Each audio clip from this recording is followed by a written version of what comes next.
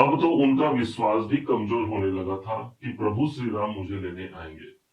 तभी उनके समक्ष हनुमान जी महाराज का आगमन होता है और हनुमान जी को देख करके भी माँ सीता को यही लगता है कि ये कोई छलिया है जो रावण के द्वारा भेजा गया है, अर्थात ये दानव रूप बदल कर आया हुआ है।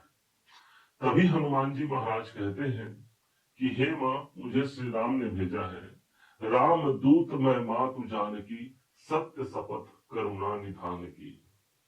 तब माँ सीता को यह विश्वास हो जाता है कि ये सच में श्री राम के द्वारा भेजा हुआ दूत है। और एक दिन ऐसा समय भी आता है कि भगवान श्री राम आते हैं और लंका की ईंट से ईंट बजाकर माँ सीता को ससम्मान वापस ले ही जाते हैं। ठीक इसी प्रकार हमारे जीवन में भी होता है। कभी कभी ऐसा होता है कि हमको लगता है कि सब कुछ अब समाप्त हो गया, लेकिन उसी समय एक ऐसा खेल चलता है कि जो सब कुछ बदल देने की कामना अपने अंदर विद्यमान करके हमारे जीवन में अग्रसित हो जाता है। ठीक इसी बात की सार्थकता को सिद्ध करते हुए हम प्रवेश करते हैं इस सितंबर महीने में, जहां पर एक नहीं बल्कि 7 ग्रह ऐसे होंगे जिनका प्रभाव हमको मजबूती से मिलेगा, या फिर यूं कहें यही वो 7 मोहरे हैं जिनके द्वारा एक असली वास्तविक खेल आरंभ होने जा रहा है। क्या होगा, कैसे हो गया, जानिएगा। 4 ग्रह आपको यहाँ पर दिखेंगे, जिसमें से सूर्य, बुध, मंगल और शुक्राचार्य जी मौजूद हैं। तो वहीं पर 3 ग्रह इस चार्ट में मौजूद रहेंगे।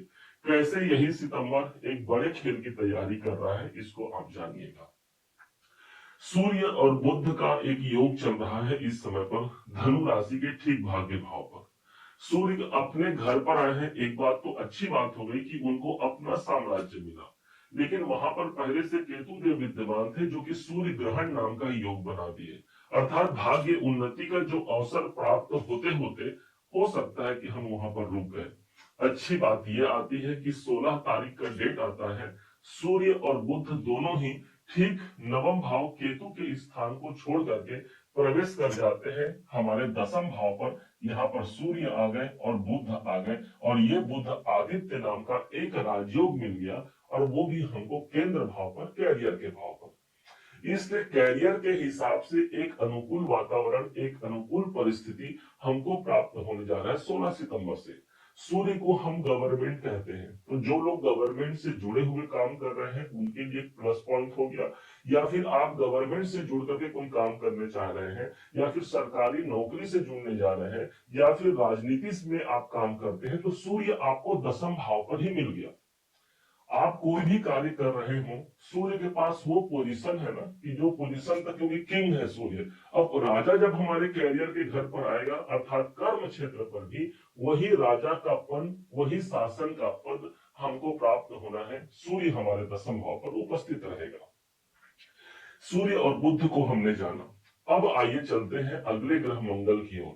ठीक 13 सितंबर का डेट आता है, और मंगल जो कि अभी आपके कैरियर के घर पर चल रहे हैं, रहने को तो ये कैरियर के घर पर है, परंतु मंगल अपने परम शत्रु बुध की राशि पर उपस्थित है।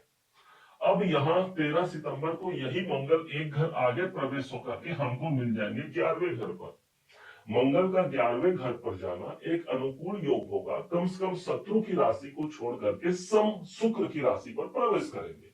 मंगल ही वो ग्रह है जो आपके 12वें घर के स्वामी है, और साथ ही साथ इनके पास पंचम भाव का आधिपत्य है। इनकम के घर पर जाना अर्थात लाभ के दायरे हमारे बढ़ने वाले हैं। हो सकता है कहीं से कार्य हमारा अवरोध हो रहा हो, कार्य में बारंबार रुकावट आ रहा हो, तो स्वयं सेनापति मंगल इनकम के भाव पर है।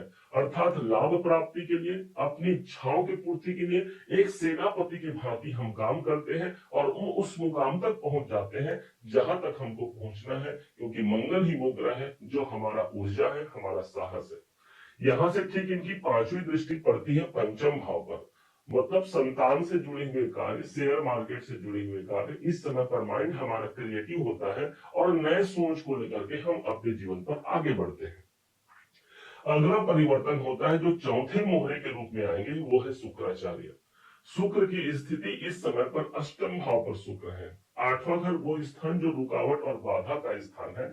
अब यहां से शुक्र बाहर निकल रहे हैं और पहुंच जाएंगे भाग्य के घर पर।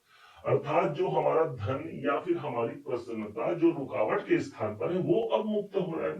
और तारीख होगा ठीक 14 सितंबर को। शुक्र के पास जो आधिपत्य है ये आपके इनकम के स्वामी है, इसलिए धनु राशि के इनकम के स्वामी अभी तक हमको मिल रहे थे रुकावट के भाव पर। अब जब यही नवम भाव पर चले जाएंगे तो लाभ के दायरे यहाँ पर भी खुलेंगे, अर्थात एक शुभ वातावरण मुझे मेरे भाग्य उन्नति में दिखेगा। भाग्य भाव पर ही शुक्र देव मौजूद रहेंगे, परंतु यहाँ पर आकर के भी इनको कोई सहज महसूस नहीं होगा, कारण कि सूर्य के घर पर आएंगे, ऊपर से केतु पहले से वहां पर विद्यमान है, शुक्र और केतु का संयोग बन जाएगा।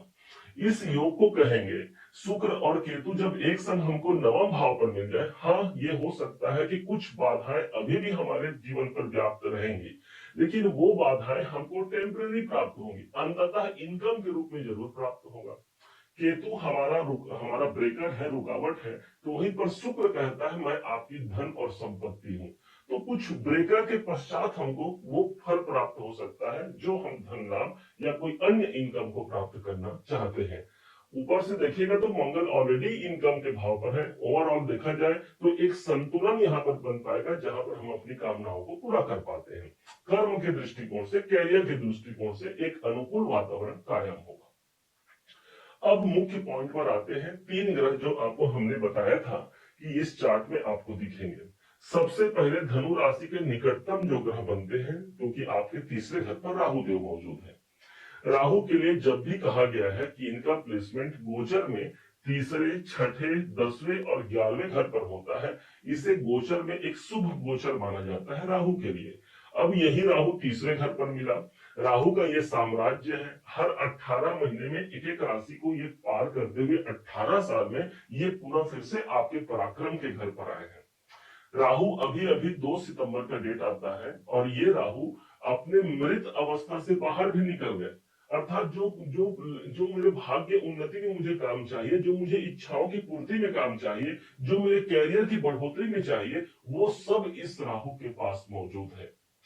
राहु ही वो ग्रह है जो रातों रात व्यक्ति को बहुत अधिक ऊंचाइयों तक ले जा सकता है। अब ये राहु तीसरे भाव पर है, कोई एग्रीमेंट यहाँ हो सकता है। और अच्छा, इसका प्रभाव न सिर्फ सितंबर महीने बल्कि पूरे दिसंबर 2026 तक ये प्रभाव देंगे, इसलिए कोई महत्वपूर्ण एग्रीमेंट होने जा रहा है। भाग्य स्थान पर दृष्टि है, सप्तम भाव पर दृष्टि है, कोई बिजनेस, कोई कैरियर के लिए एक महत्वपूर्ण योग हम जो इंतजार कर रहे हैं इस राहु के पास हमको प्राप्त होता है। अगले ग्रह जो हमारे 6वें मोहरे होते हैं और वो है शनिदेव। शनि की स्थिति देखेंगे तो धनु राशि के ठीक चतुर्थ भाव पर है। माना कि धनु राशि को इस समय पर शनि की अढ़ैया चल रही है, शनि ही चतुर्थ भाव पर आते हैं तो अढ़ैया कायम कर जाते हैं। शनि के लिए एक शब्द कहा गया है कि शनि जब भी जिस स्थान पर होते हैं उस स्थान की हानि कभी नहीं करते, बल्कि वो उस स्थान पर विलंब करते हैं और विलंब के पश्चात हमको रिजल्ट देते हैं। चतुर्थ भाव हमारी प्रॉपर्टी का है, हमारी खुशियों का है, हमारे समृद्धि का है।